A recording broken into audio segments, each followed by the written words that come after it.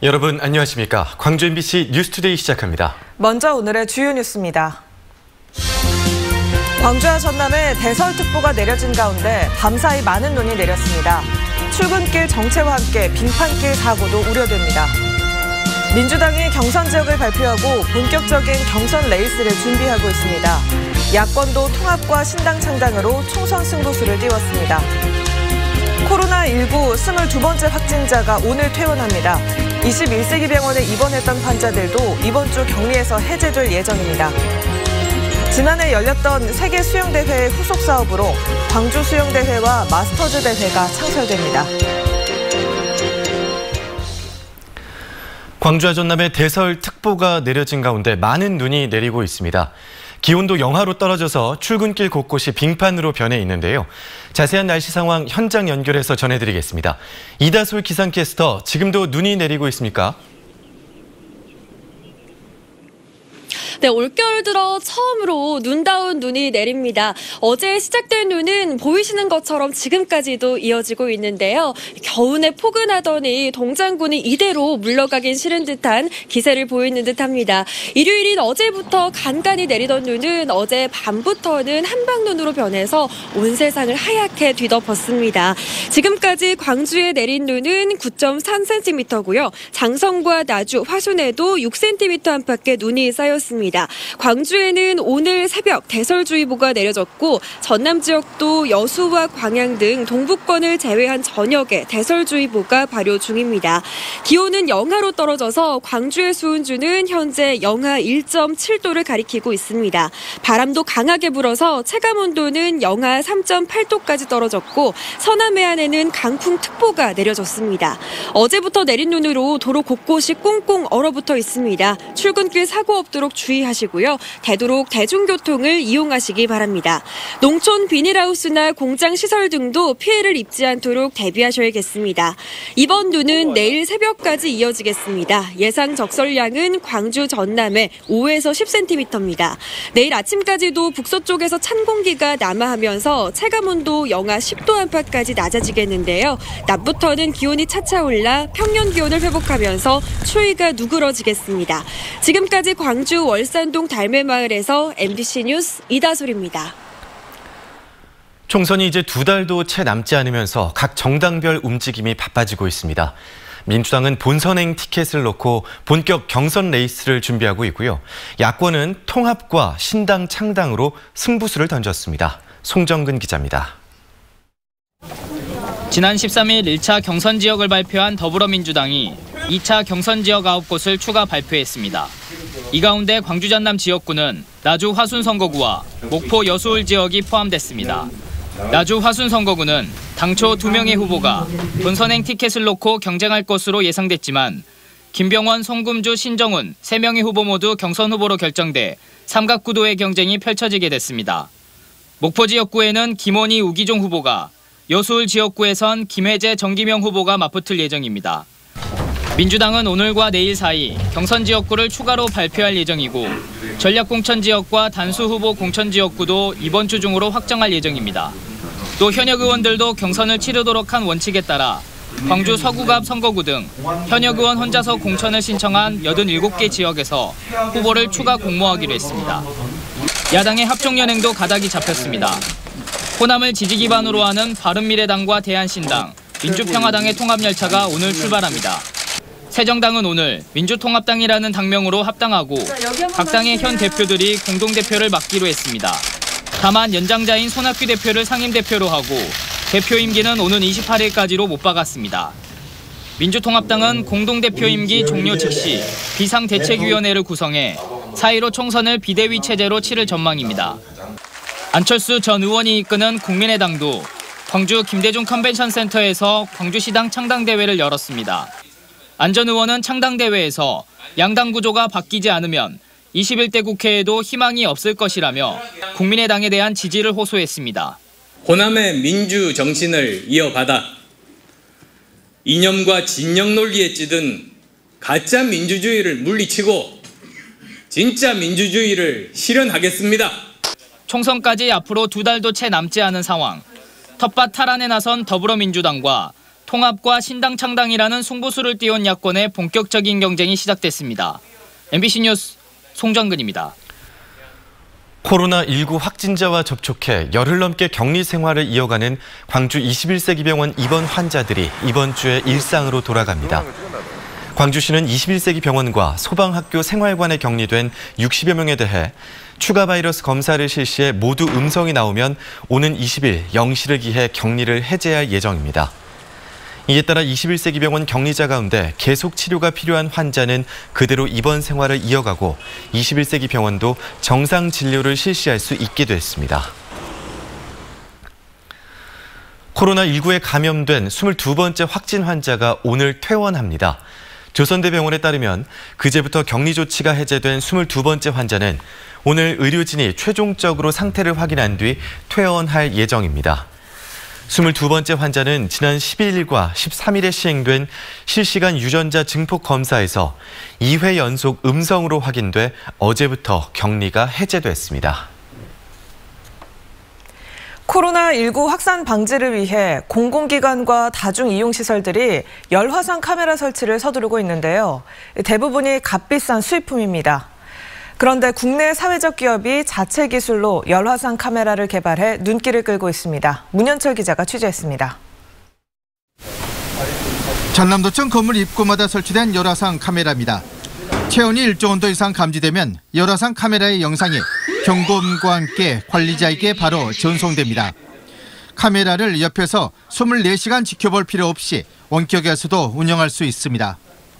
열화상 카메라 앞을 지나가면 열화상 카메라가 체크를 해가지고 온도가 높으신 분들은 자동으로 경보음을 울리게끔 되어 있습니다. 그래서 직원들이 그 모니터를 계속 보지도 않고 그 경보음만 나면 그걸 확인할 수 있어서 그게 무척 편리해졌습니다. 사회적 기업이 자체 기술로 개발한 이 열화상 카메라는 자동으로 최고 온도를 추적하고 이상이 발견된 영상을 한 달 이상 저장하는 기능도 탑재하고 있습니다.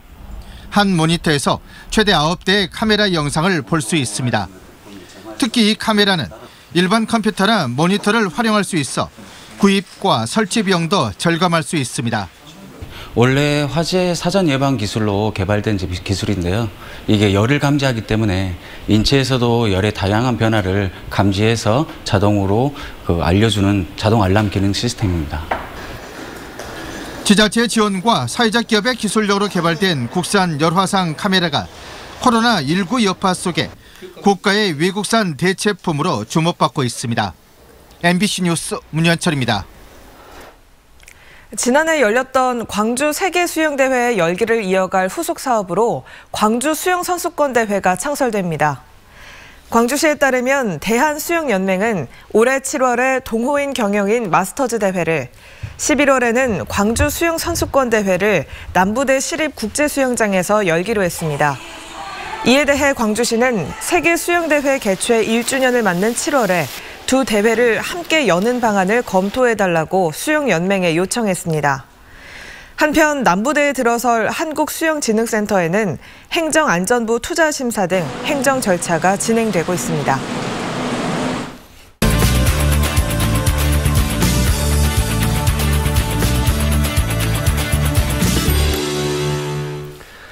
사.15 총선이 이제 2달도 채 남지 않았습니다.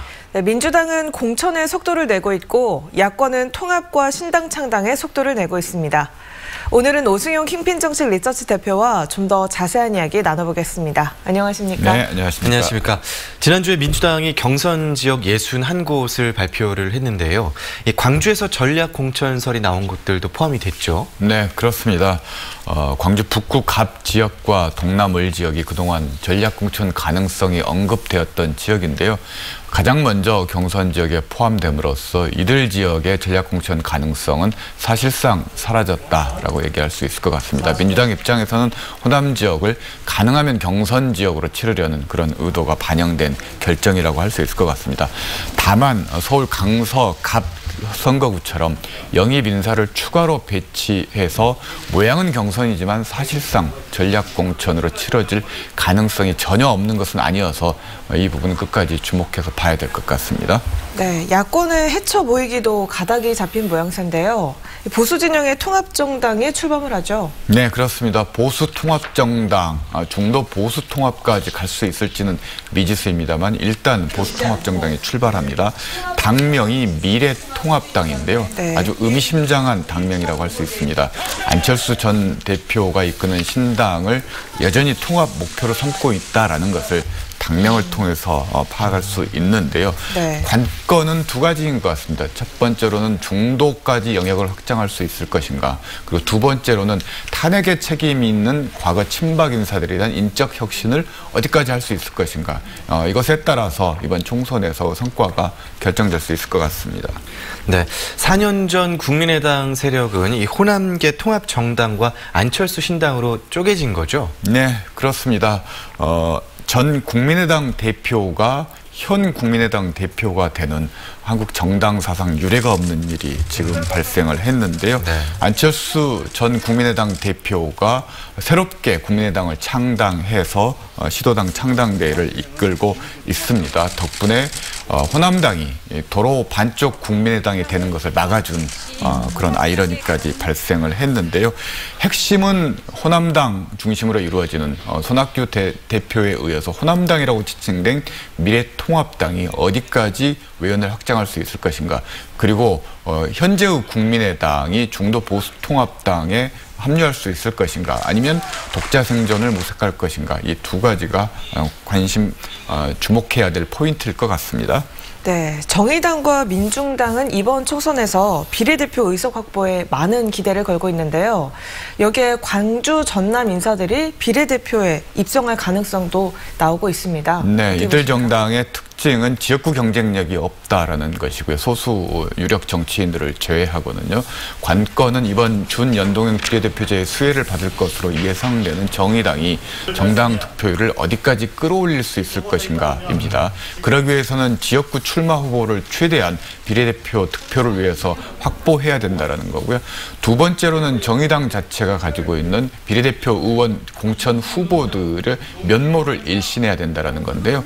우선 정의당은 당선 안정권 내에 5명의 청년을 배치하겠다라고 약속을 한 상태인데 여기에 호남권 출신 청년 후보들이 포함될 가능성도 있는 것 같습니다. 나이도 중요하지만 국정을 이끌 수 있는 역량을 얼마나 갖추었는가도 또 중요할 것 같습니다. 네. 2월 국회 임시회가 오늘 개회하는데 선거구 획정이 이번 회기에 꼭 이루어져야 한다라는 목소리가 나오는데요. 네, 일단 여야는 다음 달 3월 5일까지 선거구 획정안을 국회 본회의에서 처리한다라는 방침인데요.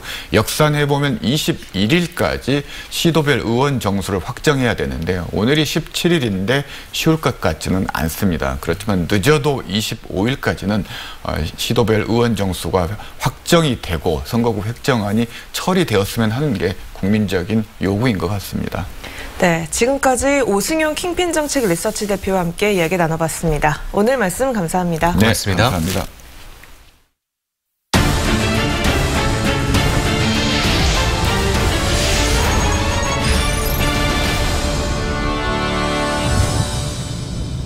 고흥, 보성, 장흥, 강진 선거구에서 더불어민주당 권리당원 명부 유출 의혹이 제기됐습니다.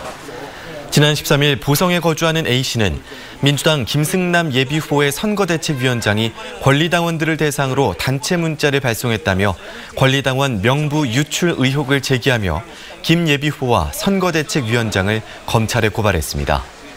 김 예비후보 측은 이에 대해 B씨가 선관위에 유권 해석을 의뢰해 문제가 없다는 답변을 듣고 문자를 발송했다고 밝혔습니다.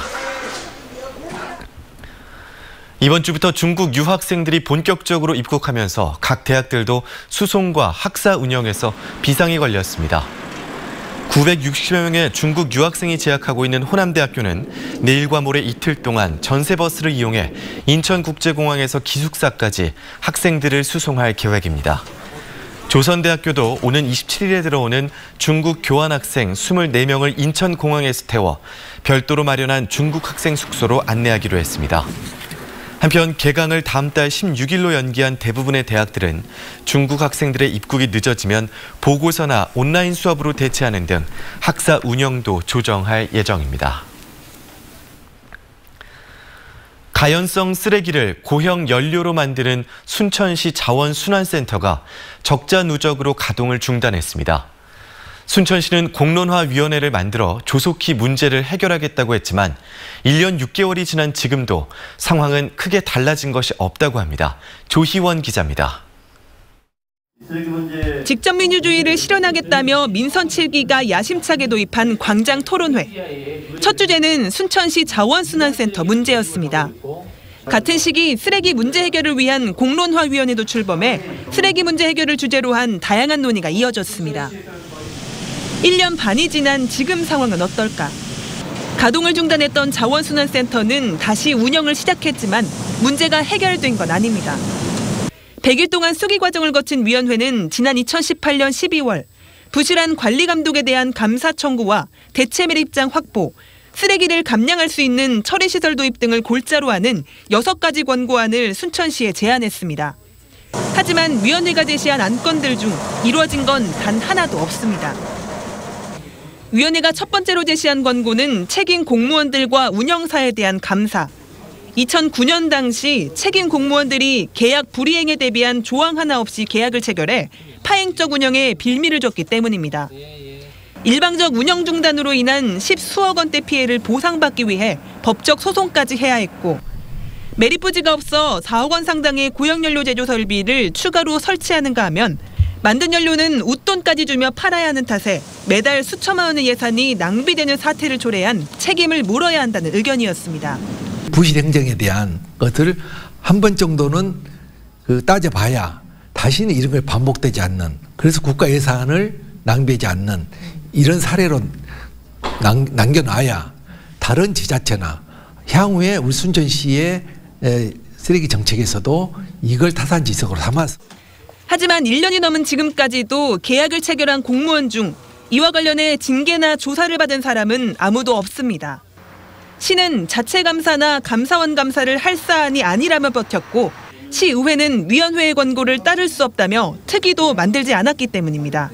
시 집행부가 만든 공론화위원회지 의회하고 상의된 게 아니잖아요. 집행부에서 만든 공론화위원회에서 의회에다 권고하는 것은 좀 바람직하지 않다. 대체 매립장을 확보하자는 두 번째 권고도 1년 넘게 진척이 없습니다. 별량면 소각장 건설 사업이 주민들의 거센 반발에 무산된 이후 다른 후보지는 아직 찾지 못한 상황입니다. 순천시의 유일한 생활 폐기물 매립장인 왕지 매립장의 매립 용량은 7%밖에 남지 않았고, 주암 자원순환센터 역시 매립 용량이 15%만 남아 이대로라면 3, 4년 후에는 가동할 수 없게 됩니다.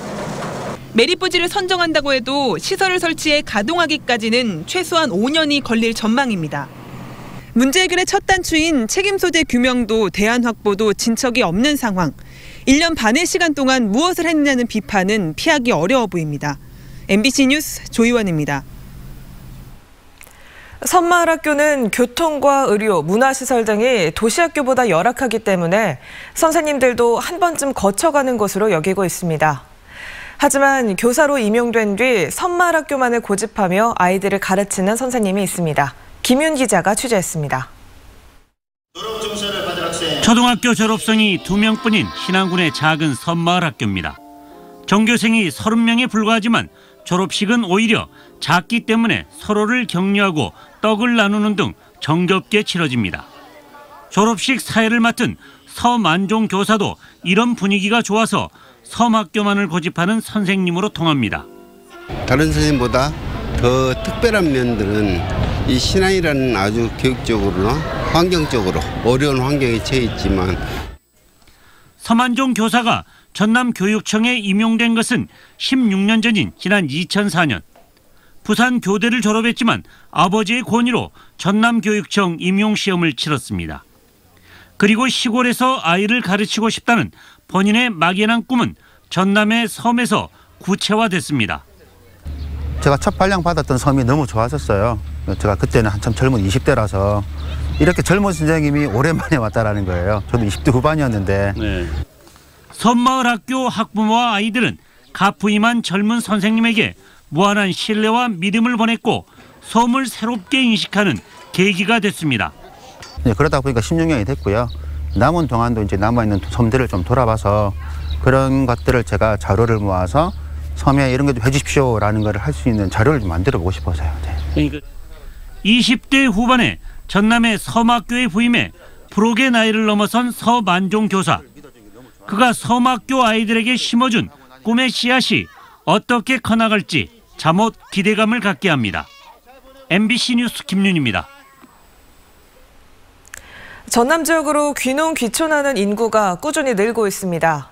통계청 국가통계포털에 따르면 지난 2013년 1,675명이었던 전남 지역 귀농 귀촌 인구가 2018년에는 2,026명으로 17% 늘었습니다.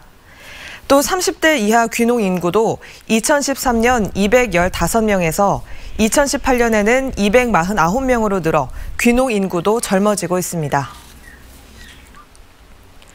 광주와 전남 지역의 휘발유와 경유 가격이 하락세를 이어가고 있습니다. 한국석유공사 유가정보서비스 오피넷에 따르면 광주와 전남 지역 주유소의 휘발유 판매 가격은 지난달 말 리터당 1,562원을 기록한 이후 2주 연속 하락해 리터당 평균 1,537.5원으로 집계됐습니다. 경유 가격도 3주 연속 내림세를 보이면서 올해 들어 가장 낮은 리터당 평균 1,361원을 기록했습니다. 한편 지난주 국제유가는 석유 수출국 기구의 원유 생산량 감소와 미국의 원유 재고 증가 등의 영향으로 보합세를 보였습니다.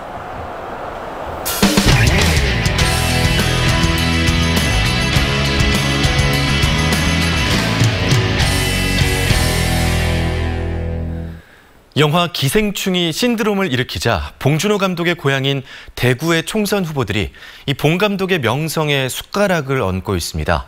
온갖 공약들을 쏟아내면서도 과거 보수 정권 때 있었던 문학의 블랙리스트에 대해서는 사과 한마디도 없습니다. 대구 MBC 조재한 기자입니다. 봉준호 감독이 대구에서 나고 자란 게 알려지자 대구 충남구 지역구 예비 후보들은 기다렸다는 듯 공약을 쏟아내고 있습니다. 도건우 후보는 봉준호 명예의 전당과 한국판 유니버셜 스튜디오 유치, 배영식 후보는 봉준호 생가터 복원과 동상 건립을 공약으로 내걸었습니다. 임병헌 후보는 시내 봉준호 센터와 영화 연극 거리 조성, 장원용 후보는 봉준호 기념관과 공원 조성을 공약했습니다. 대구의 또 다른 지역구에 나선 강효상 의원도 뒤질세라 봉준호 영화 박물관 공약으로 가세했습니다. 대구가 한국 영화의 중심이 된 듯 보이지만 하루 이틀 사이 급조한 것들입니다. 제가 오스카 산 거 보고 되게 보상을 했습니다. 예산이라든지 아니면 봉준호 감독하고 이렇게 미리 연락을 했다든지 이런 건 전혀. 그건 아닙니다. 물론 이제 본인도 오케이 자기 동료에게 오케이 해야 되겠지만은. 봉준호 감독 본인과 논의는 물론 관계기관 협의나 예산 확보 방안 같은 구체적인 추진 방식은 고려하지 않았습니다. 예산이나 이런 부분 어떻게 좀 구체적인 그런 건 아직 이제 채우지는 않으셨고요. 그렇지, 예. 본선거 공약에 들어가려면 재원 조달 방안하고 국비로 할 것이냐, 시비로 할 것이냐, 아니면 민자를 유치할 것인가, 그런 재원 조달 계획까지가 같이 들어가야 되겠죠. 모두 자유한국당 소속이지만 이명박 박근혜 정부에서 봉준호 감독을 블랙리스트에 올렸던 기억은 잊은 듯 전혀 언급이 없습니다. 이전 정권에서 봉준호 감독을 블랙리스트로 찍었던 그 과거에 대한 반성부터 먼저 하셔야 합니다. 그리고 기생충을 칭찬하기 이전에 기생충이 드러내고 있는 반지하에 사는 우리 가난한 서민들의 삶부터 돌아봐야 합니다. 세계에서 주목받는 영화 기생충 신드롬의 과거 반성은 물론 빈부격차 같은 영화에서 보여준 사회 문제는 외면하면서 무임승차만 노리는 정치권에 대해 비난이 일고 있습니다. MBC 뉴스 조재한입니다. 날이 밝았는데도 눈발이 그치지 않고 있습니다. 겨우내 포근하더니 동장군이 이대로 물러가기는 싫은 듯한 기세를 보이는 듯합니다. 일요일인 어제부터 간간히 내리던 눈은 어제 밤부터 한방눈으로 변해 거리 곳곳을 하얗게 뒤덮었습니다. 광주에는 오늘 새벽 대설주의보가 내려졌고 전남 지역도 여수와 광양 등 동부권을 제외한 전역에 대설주의보가 발효 중입니다. 지금까지 내린 눈은 광주에서 9.6mm, 0.6cm고요. 장성과 나주, 화순에도 6cm 안팎의 눈이 쌓여 있습니다. 기온은 영하로 떨어져 광주의 수은주는 현재 영하 1.7도를 가리키고 있습니다. 바람도 강하게 불어서 체감온도는 영하 3.8도까지 떨어졌고 서남 해안에는 강풍특보가 내려졌습니다.